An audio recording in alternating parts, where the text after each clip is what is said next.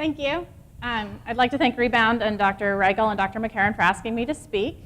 And as he said, I will be speaking on the recommended imaging sequences for osteoporosis, osteoporotic fractures, and neurosurgical emergencies.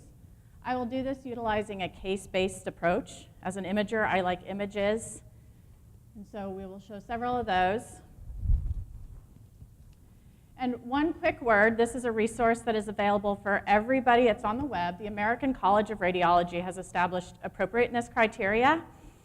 And these are evidence-based guidelines developed on consensus panels for almost any case or situation that you need to image.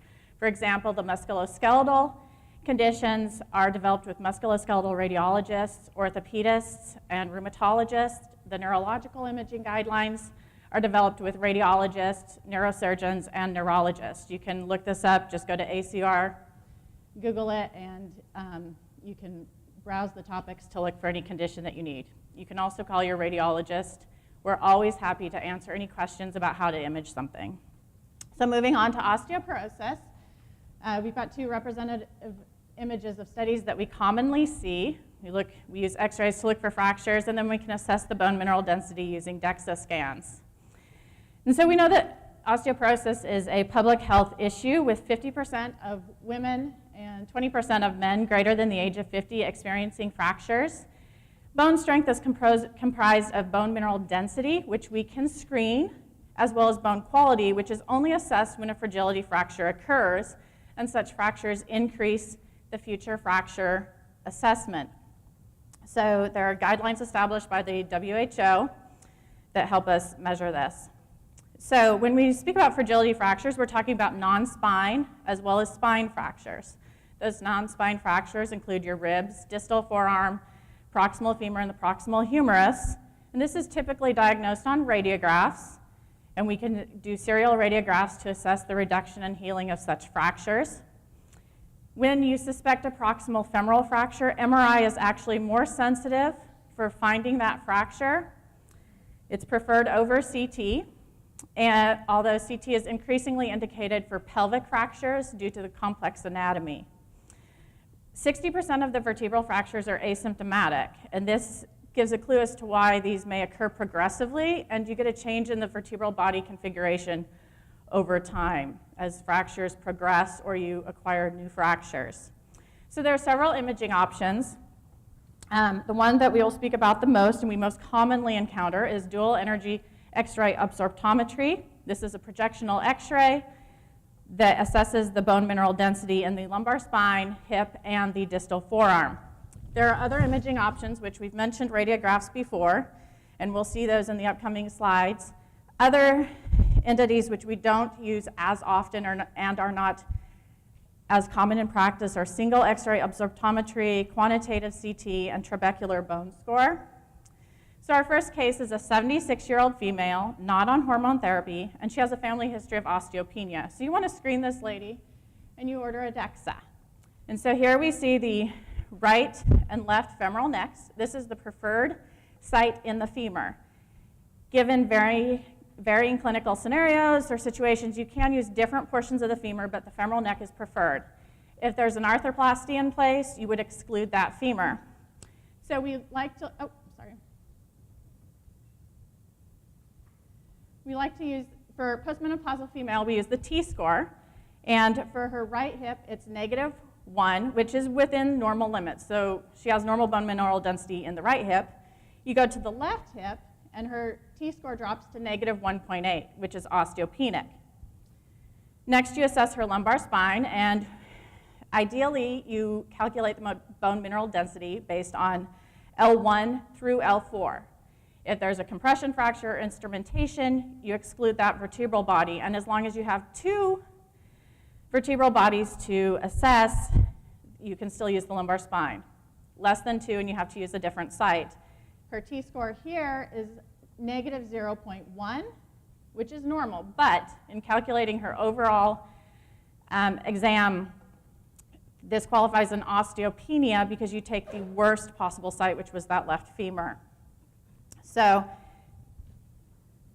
moving on, DEXA can be used to assess asymptomatic patients for screening as well as follow-up. Identify and follow up bone mineral density, particularly in premenopausal females, males between the ages of 20 and 50 with risk factors, and in those patients that are over the age of 50 with advanced degenerative disc disease, whether or not scoliosis is present. These other tests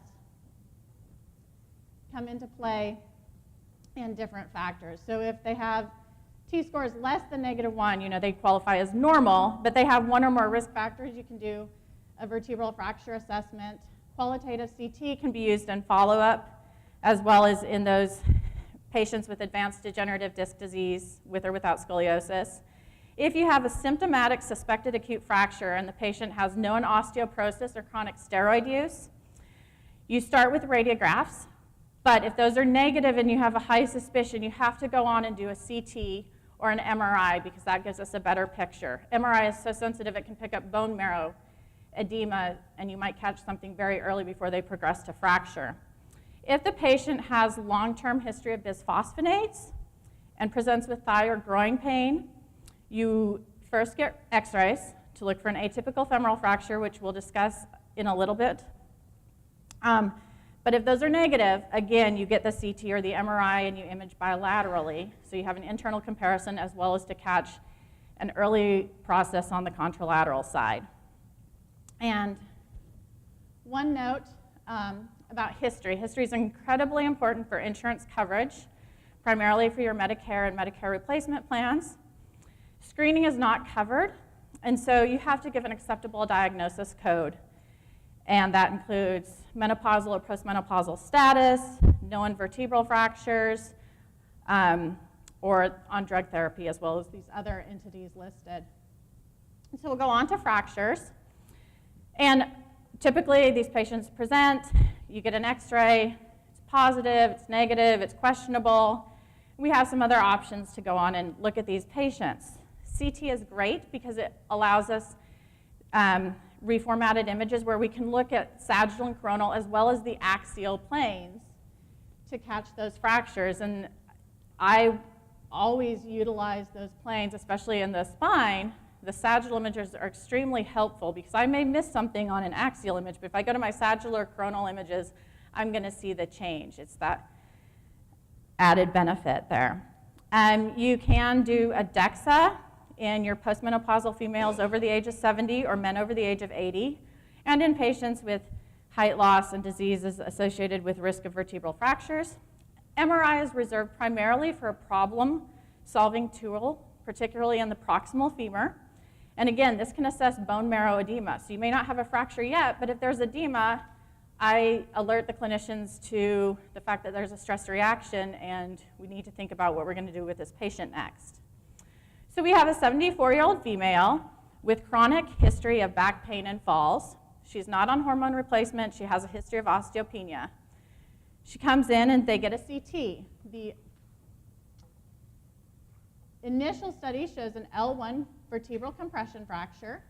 She comes back a few months later, has progressive pain, more falls, and you see that not only does she have the L1 compression fracture, but she also has an interval depression of the superior end plate of L3. This is just an example of this change in vertebral body configuration over time and the fact that they get one and then they're going to be at risk for another. Next, we have an 82-year-old female that comes in with hip pain and, again, has a history of multiple falls. Her first x-ray shows a left intertrochanteric hip fracture. She comes back 1 year later, and we see that she has had her hip fracture fixed, but she has a right hip intertrochanteric fracture. So they go ahead and get a CT, and you can note that she's got decreased mineralization. She has the intertrochanteric hip fractures demonstrated on the axial image here. On the coronal image, you see there's some mild impaction and varus angulation. The follow-up x-ray shows that she now has a matched set. She's had both hips fixed. And so next we have an 86-year-old female that complains of pelvic pain, and she fell a week ago. Given the complex anatomy, the first study that they ordered was a CT. You see the sacral fracture here within S2. Utilize your coronal images to look for additional fractures. I always look very carefully here at the sacrum. And then your sagittal image again shows the fracture here. So one word about atypical femoral fractures. This is a rare complication of bisphosphonate use, but we have to remember that for every case of, for one atypical femoral fracture, we prevent 100 hip fractures. These are called short transverse fractures or a chalk stick fracture. The patients present with a prodrome of thigh discomfort. They are spontaneous and atraumatic in onset, and you can look at these with x-rays, or again, if those are negative, go on and get your MRI or your CT. So moving on to neurosurgical emergencies, we have two main imaging studies that are going to be of help, CT and MRI. CT is fast. It's available almost everywhere. It's developed to the point now that we can decrease the radiation dose quite a bit. We can actually modulate the dose per each patient, so we're not over-radiating any more than we have to. It has a low susceptibility to motion and has the multiplanar ability. There are risks of ionizing radiation and contrast exposure, so these patients also require screening for renal dysfunction and contrast allergy. Our imaging options include a CT without contrast. This is really the workhorse. Patient comes in, most of the time they get a non-contrast head CT because it is the first-line imaging modality for intracranial hemorrhage, regardless of the cause. It also identifies calcification. If there is concern for mass, fluid collection, or infection, a CT with intravenous contrast is useful. If you're looking at the vessels, whether they're the arteries or the veins, we do a CT angiogram for the arteries, looking for dissection, stenosis, occlusion, or aneurysms. Venography can be done to look for venous sinus thrombosis or vascular malformations. And then CT perfusion, which we will not discuss, assesses the cerebral vascular reserve in patients with stroke. In regards to MRI, it has great soft tissue resolution, no ionizing radiation, making it ideal for patients of young age and pregnant females. It's also multiplanar. It is a longer study that is more susceptible to motion. Devices that the patient might have implanted have to be documented as safe for MRI, and these patients have to go through screening. There is the issue of gadolinium-based contrast exposure, which has been in the media recently, that we found that gadolinium does get deposited in tissues, particularly in the brain. We don't know the long-term effects here, but you still have to assess the benefit and the risk to the patient. If there are any questions, your radiologist is happy to answer these. MRI may not be as widely available as CT, and there are metal implants that limit the usefulness because they distort the magnetic field, but there is technology that can limit this artifact, and it's a particular use in your patients with spinal hardware or joint replacements. Again, your imaging studies are very similar to CT. You have an MRI without contrast, that's your workhorse. It can assess everything from infarct to mass, to bleeds, to fractures, herniation, edema, or any mass effect or midline shift. Contrast is always added in cases of suspected mass, infection, fluid collections, or if the patient has been through surgery. Again, when you're looking at the vessels, there's MR angiography, which may be performed with or without contrast depending on the scenario, as well as MR venography to look at the veins. And then MR perfusion can also be used to assess the cerebral vascular reserve. So we'll go on to discuss stroke. And here you have your transient ischemic attacks, your acute stroke greater than 6 hours. And those histories are important as we help decide which imaging studies to do. Frequently, again, you're going to get that non-contrast head CT to answer the question of bleed, no bleed. And then in your TIAs, you go through and get the MRI with contrast, and then you can assess the vessels using MR angiography, and there are options to do this without contrast to look at the vessels. Typically in the neck, we do give contrast, but this can be altered for the patient. And then if the patient has an acute stroke and you've ruled out the bleed on the head CT, you then go ahead and order a CT angiogram where we give contrast to look for large vessel occlusion to guide future intervention. And then if they're greater than 6 hours, you go with the MRI to date the age of the infarct, and then again your angiograms to look at the brain and neck vessels. So for aneurysms, those patients that have risk factors, you can screen with a time of flight, MR angiogram, or the CTA. And then when you follow up those unruptured aneurysms, you just keep using the same modality so that we're comparing apples to apples and assessing for that small change in size that might alter the management. In cases of suspected vasculitis, MRI to look at the brain parenchyma as well as the MRA to look at the vessels can be done. If MRI is contraindicated, you can do a CT or a CTA. And then cerebral venous thrombosis, you have options of MRV or CTV. MR you would choose for those young patients or pregnant patients so that you don't radiate them. And then you also get an MRI to look for parenchymal complications such as multiple venous infarcts. So for hemorrhage, if it's non-traumatic, the first study you get, again, is that CT without contrast. And then you get your CTA to look for your vessel abnormality and find the aneurysm. The digital subtraction angiography that Dr. Shano showed is typically when people are actually treating these lesions. In cases of hypertensive hemorrhage, you can follow these patients with CT without contrast. This will show you how the hematoma is evolving and resolving and any complications that occur. For non-hypertensive hemorrhages and you're looking for that underlying source, again, your MRI or your CT with your CTA, MRA, or MRV or CTV to assess the vessels are your imaging options. So we have a 63-year-old male with new onset of vertigo. He gets his CTA.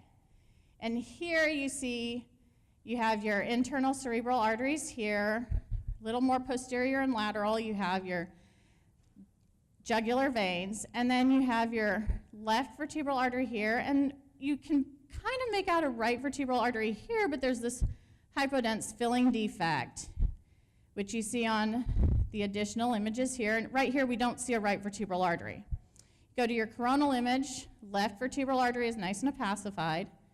Your right vertebral artery is nearly occluded. This is either an occlusion or a dissection. And next, we have a 75-year-old male that comes in with altered mental status. And you see that he has these old infarcts in the parietal lobes. But there's always the concern of peri-infarct ischemia or an acute infarct that we may not pick up on CT. An initial CT very early on may be negative. And so you get an MRI. And these are three of the most important sequences on MRI. First, we have diffusion. This is the first sequence I look at. And here, you want to look for anything that is bright or hyperintense for an acute stroke. This is choroid plexus, and this is edge artifact, so trust me, those are not lesions. Where he had his infarcts on the CT actually are hypointense or slightly dark. So I don't see anything suspicious for acute stroke on diffusion, but I go to my ADC map to confirm it, and anything that is acute should be dark. I don't have anything dark here. In fact, I have bright or hyperintense signal in the parietal lobes. And this is confirmed on T2, which takes longer to show pathology and stroke. But you'll see that it's hyperintense, and this is gliotic tissue from old infarct. This patient did not have an acute infarct on imaging. So next, we have a 60-year-old male with left-sided weakness. His last known normal was 90 minutes prior to presentation. He was fortunate enough to get into the MRI scanner very quickly. And here we have the diffusion image, and that shows hyperintense foci in the right frontal lobe. It's confirmed on the ADC where you see this dark signal here, and this was an acute infarct. So next, a 55-year-old male with a carotid bruit on the left and intermittent TIA symptoms comes in. He gets his angiogram, and here we have the jugular veins, vertebral arteries, right internal carotid artery, no left internal carotid artery. Go to the axial images. There's my right internal carotid artery. I should have a left, and I don't see it. And here at the level of the carotid canal. So he had a long segment occlusion of the left ICA. We have a younger patient next. She's 1 month postpartum and has had persistent headaches. She gets an MR venogram. And again, this has no radiation. She is younger, has a long life to live, hopefully. And so you try to limit your radiation. If she was pregnant, I would definitely put her in the MR scanner. I would choose that over CT so that I don't radiate her, the fetus. And here you see the sagittal sinus, your transverse and sigmoid sinuses, and the cortical veins. This was negative, but it's one of the imaging options we have. Now, typically, we will give contrast for this. If she's pregnant, we never give gadolinium-based contrast to pregnant women, and we can do it as a time-of-flight study. Next, we have a 66-year-old male that presents with stroke, ataxia, and right arm and leg weakness. Kind of similar story here. We have our MR angiogram with contrast. This is a MIP where you just subtract out the background images and really highlight the vessels. There's a high-grade stenosis of the left internal carotid artery proximally here. Your diffusion image shows your acute infarct in the frontal lobe, confirmed on the T2 image. And then we have a 66-year-old male with altered mental status after a fall, and he's on anticoagulation. So the first thing you get is a CT without contrast. And you notice here that we have this mixed density extraaxial fluid collection along the left cerebral hemisphere causing mild mass effect, but no midline shift really. And that's consistent with your subdural hematoma.